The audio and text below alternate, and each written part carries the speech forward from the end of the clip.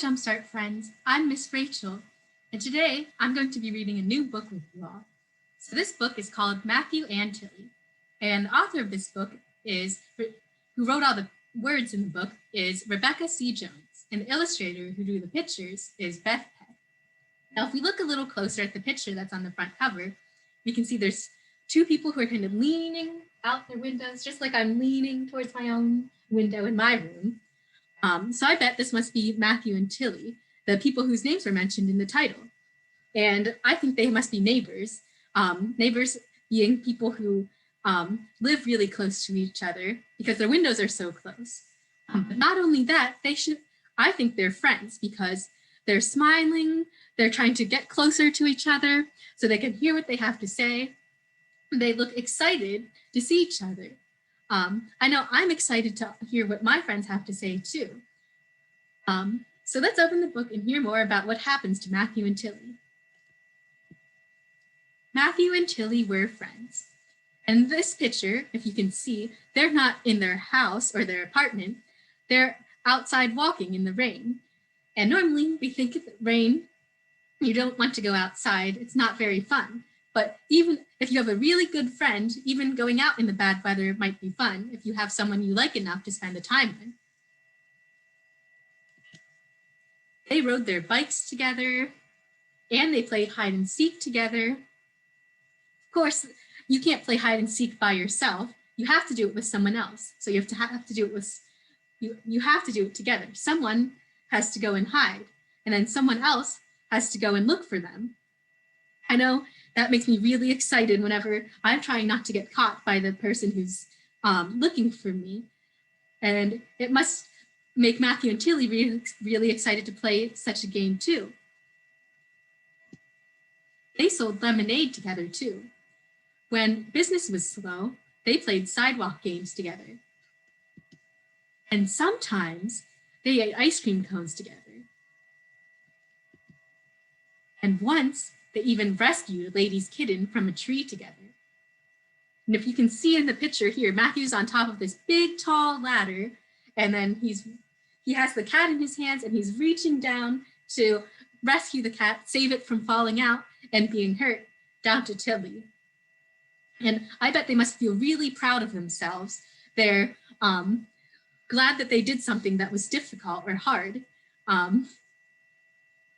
which was be rescuing the cat in this picture, and it would make them become even better friends. I know that if I did something like that with my own friends, that I would feel proud of all of us.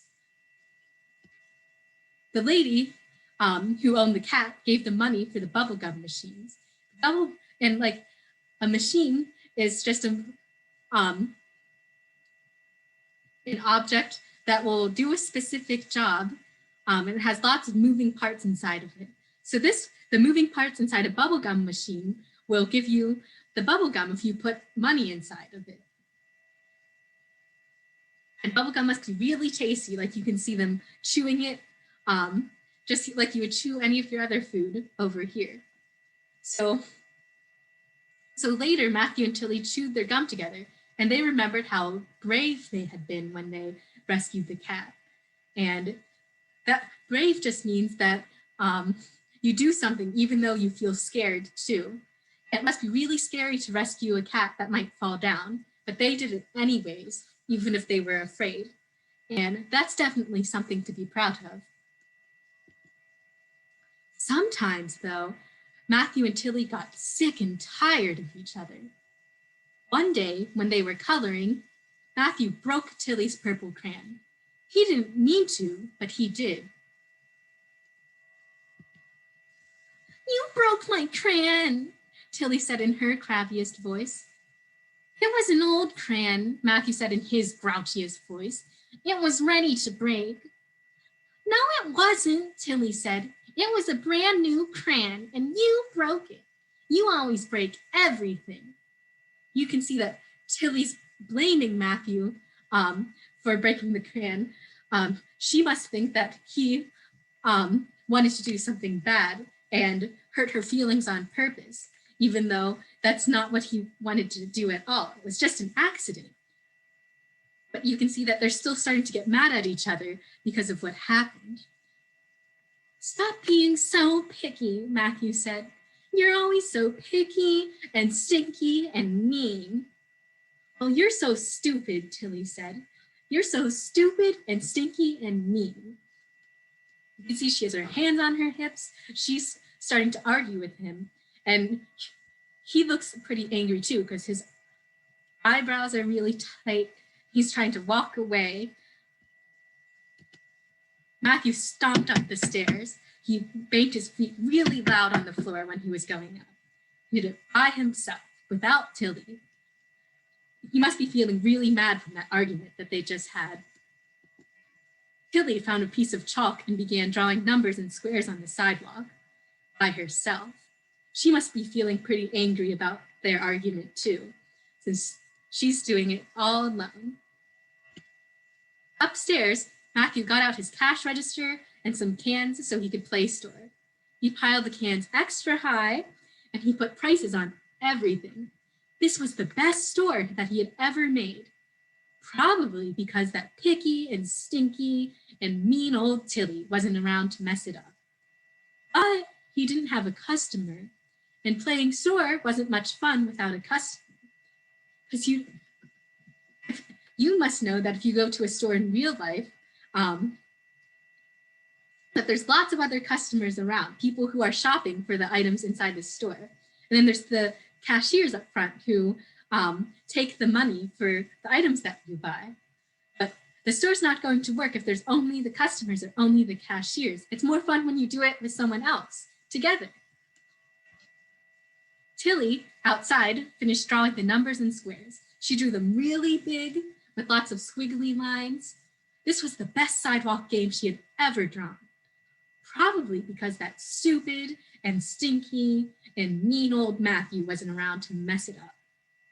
But she didn't have anyone to play with, and a sidewalk game wasn't much fun without another player. So just like Matthew wasn't having much fun, he was getting bored because he didn't feel like he had anything to do when Tilly doesn't have anything else anyone else to play with when she's outside. It's just better when you do it together. So Matthew, he looked out his window and he wondered, what was Tilly doing? Tilly looked up at Matthew's window and she wondered what he was doing. She smiled just a little. That was enough for Matthew. "I'm sorry," he called. "So am I," said Tilly. It looks like here they're forgiving each other for what happened. They've stopped being mad now. That's what forgiving is. Even though their argument was really bad,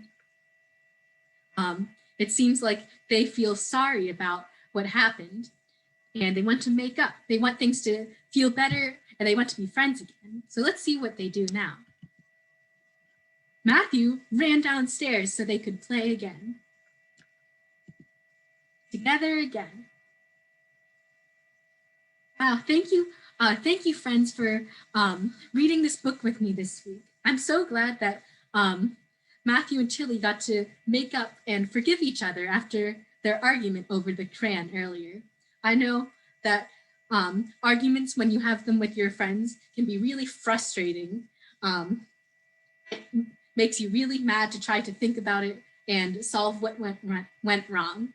But in the end, they realized that being friends and doing all the fun things together, like selling lemonade and playing store and playing games together, is more fun than being mad at each other. So I'm just glad they're still friends. And again, thank you so much for reading with me this week. See you next time.